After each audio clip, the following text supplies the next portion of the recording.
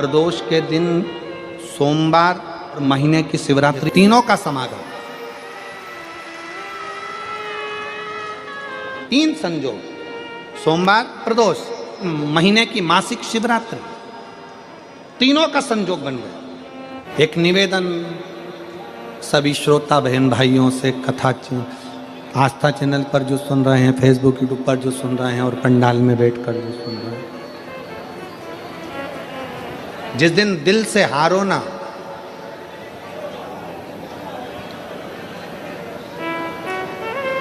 थोड़ी तकलीफों में अगर घिर जाओ, तकलीफें आ जाए, कष्ट आ जाए, तकलीफें जिस दिन तुम्हारे भीतर बहुत ज़्यादा मात्रा में आ जाए, उस दिन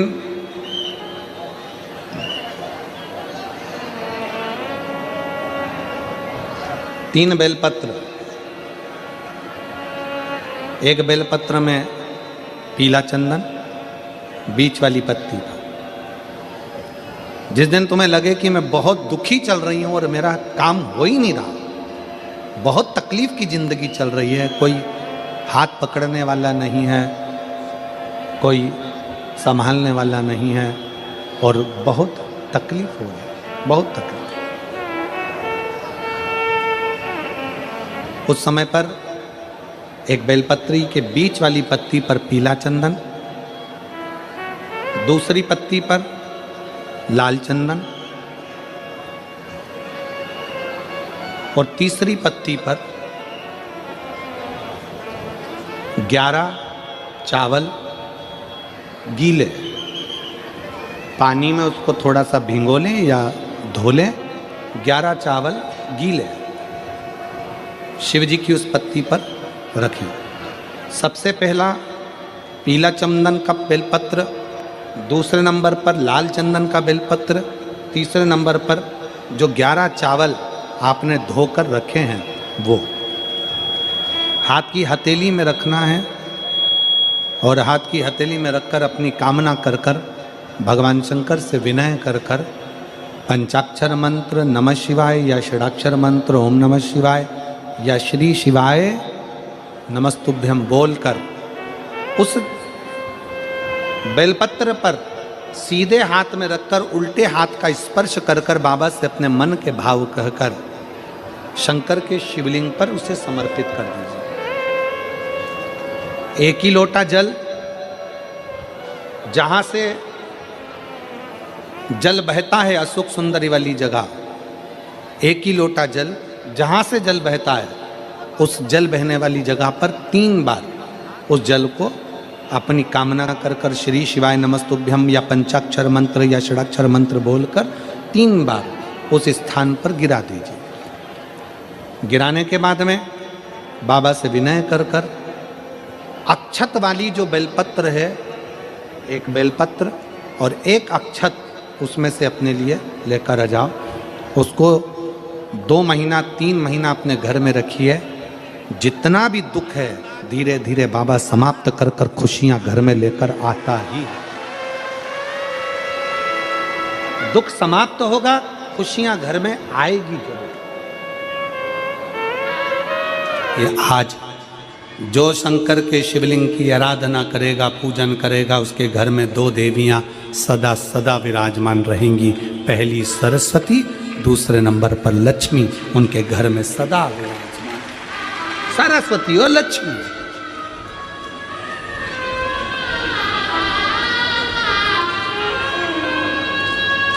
एक देवी का फूल होता है, शायद मुझे उम्मीद है कि आप सब जानते होंगे। एक देवी का फूल होता है जिसको जायसोन या गूलर का फूल भी कहते हैं, घंटी वाला फूल भी कहते हैं, लाल कलर का होता है। काय का बोलते हैं इधर? गुड़ल, गुड़र का फूल, जायसोन का फूल लाल कलर का होता है, जिसमें घंटी निकली रहती है एक छोटी सी, उसमें पीले पीले पीले पीले दाने रहते हैं।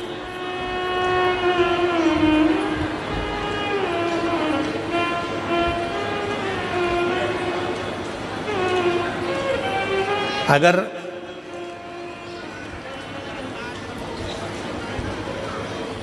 मान लो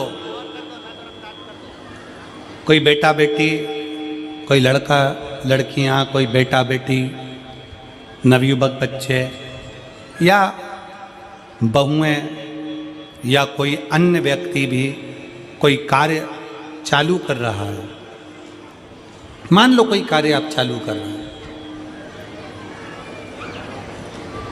एजुकेशन के लिए बढ़ रहे हैं या आपने कोई लक्ष्य बनाया है कि मुझे इस कंपटीशन एग्जाम में बैठना है, इस कंपटीशन एग्जाम में बैठना है और मेरा इसमें पास होना जरूरी है, और मैं जो चीज पढ़ती हूं ना मैं भूल जाती हूं, मैं अध्ययन करता हूं और भूल जाता हूं। कई माताएं भी ऐसी हैं 40, 45, 50 साल, 60 साल की हो गई, 60, 70 साल की हो रही हैं, कई बार कह देती हैं मेरी याददाश्त ठीक नहीं है, मैं कोई सामान रखती हूँ भूल जाती हूँ, मेरी याददाश्त में नहीं रहती। कोई भाई भाई लोग कह देते हैं मेरी याददाश्त में नहीं रहता, भूल जाता हूँ। कोई कहकर गया मुझसे बात कर लेना और मैं भूल गया कि मेरे को उससे बात करना था। कई बार मुझे मनी मंजिल तक पहुंचना है। तो शिव महापुराण की कथा कहती है आप अपने परिश्रम को 4 गुना बढ़ाओ, मेहनत 4 गुना करो, पढ़ाई 4 गुना करो, अध्ययन 4 गुना करो, दिन रात एक कर दो। और साथ में जो अशोक सुंदरी की जगह है, ये शिवलिंग समझ लेना जरा, ये जलाधारी पार्वती जी का हस्त कमल, ये शिवलिंग, ये जलाधारी, और यहाँ से जल बहता है। राइट में गणेश जी, लेफ्ट में कार्तिकेय जी और बीच में जम के बोलो जरा अशोक सुंदरी। ये बीच की जगह जो घंटी वाला फूल होता है, जिसको आप लोग जायसन बोलें कि आपके क्षेत्र में गुलर बोलें, देवी जी को चढ़ता है। देवी जी का अति प्रिय पुष्प है, माता रानी का वो लाल पुष्प अति प्रिय। उसी पुष्प को ये बेलपत्र की जो डंडी होती है, बेलपत्र की जो डंडी का भाग होता है, उस घंटी का भाग उसी डंडी की ओर होना चाहिए। जैसे फूल की जो अंदर की घंटी जो निकली हुई है, उसका भाग ऐसा डंडी की ओर होना चाहिए। मतलब आपको बेलपत्री पर ये फूल को इस तरह से रखना पड़ेगा। मतलब उसका जो घंटी का भाग है, हाँ लाइए जरा फूल लाओ, जेरा फूल मिल गया वो।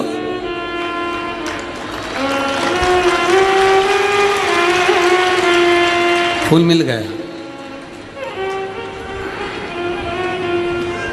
भारत में फूल जल्दी मिल भी जाता है,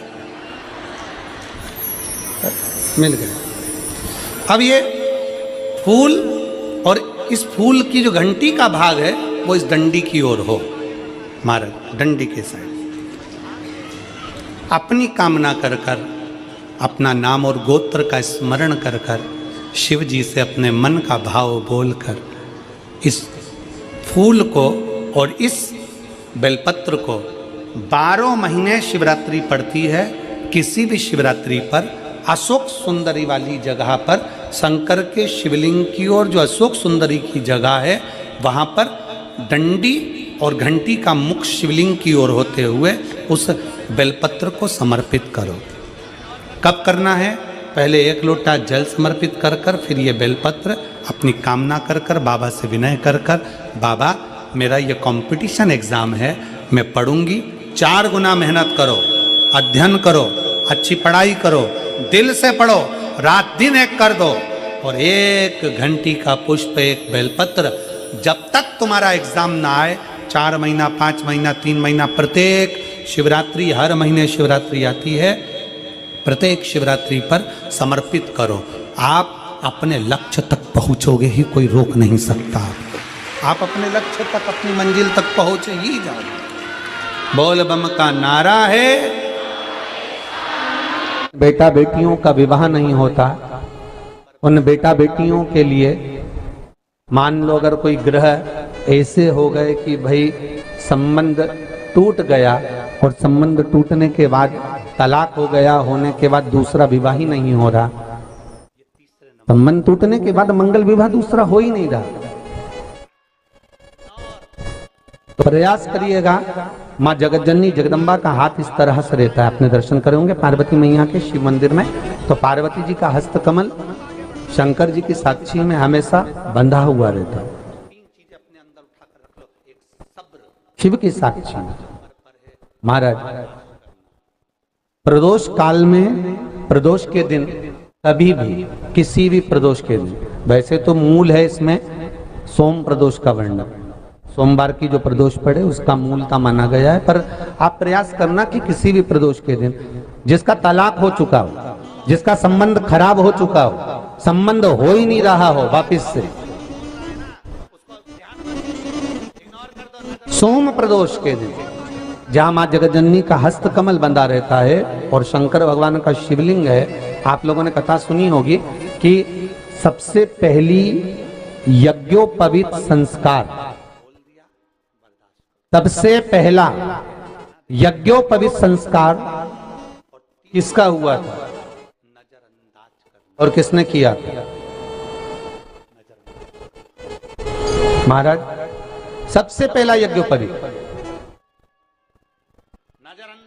माता ललिता देवी ने भगवान शंकर को यज्ञोपवीत धारण करवाया था।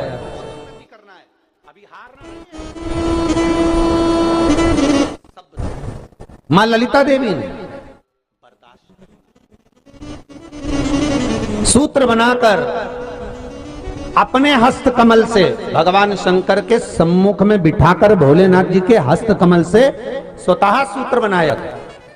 भगवान शंकर प्रसन्न हो गए थे, बहुत प्रसन्न भोलेनाथ जी। इसलिए शंकर भगवान ने ललिता देवी को 2 वर दिए थे, एक किसी का अश्रु नहीं देखूंगा, दूसरा जो यज्ञोपवीत समित समर्पित करेगा, यज्ञोपवीत का भाव जो मुझे देगा उसके जीवन में बाधाओं को हर लूंगा। इसलिए आज भी हिंदू धर्म में देवताओं को जो यज्ञोपवीत चढ़ाया जाता है वो उलझा हुआ नहीं होना चाहिए। देवताओं को जो यज्ञोपवीत चढ़ता है उसको सुलझा कर चढ़ाया जाता है, समर्पित करेगा। अब कई विद्वान ब्राह्मण ऐसा कैसे यज्ञोपवीत में हल्दी लगाकर छोड़वा देते हैं, परंतु वो उलझा हुआ रहता है, वो सुलझा हुआ अगर चढ़ाएगा तो जो जजमान पूजन कर रहा है, जो जजमान पूजन में लगा हुआ है, उसको पूर्ण फल की अनुभूति हो, पूर्ण फल का प्राप्ति हो और ब्राह्मण भी बंधन से मुक्त हो। ललिता देवी जी तो हमारे यहाँ भौम सोमवार का जो प्रदोष हो, उस प्रदोष के दिन जिसका मंगल विवाह नहीं हो रहा है, सारी तकलीफें झेल रहे हो, बहुत कष्टप्रद हो, तो माँ का जो हस्त कमल है उस हस्त कमल से लेकर शंकर भगवान के शिवलिंग तक एक कच्चे सूत की धार बनाई जाती है। महाराज 6 धार कच्चे सूत की बनाई जाती है। यहाँ शंकर भगवान का शिवलिंग है, यहाँ माता का हस्तकमल है, हस्तकमल से चालू होकर शिवलिंग, शिवलिंग से चालू होकर हस्तकमल, ऐसी 6 धार बनाई जाती है हमारी। और धार बनाकर उस धार पर माखन का लेपन किया जाता है भगवान शिव को। जैसा ललिता माता ने भगवान शंकर से वर प्राप्त करा था, उसी तरह फिर उस लेपन को लगाने के बाद उसको उतारकर उसी को लपेटकर शंकर भगवान पर उसको चढ़ा दिया जाता है, मात्र अपनी मंगल विवाह की कामना कर कर। अगर कोई कुंवारी अवस्था में कर रहा है तो उसमें हल्दी लगाए, और अगर कोई शादी होने के बाद, संबंध टूटने के बाद दूसरी शादी के लिए कर रहा है तो उसमें हल्दी ना लगाए। बस इतना अंतर रहता है।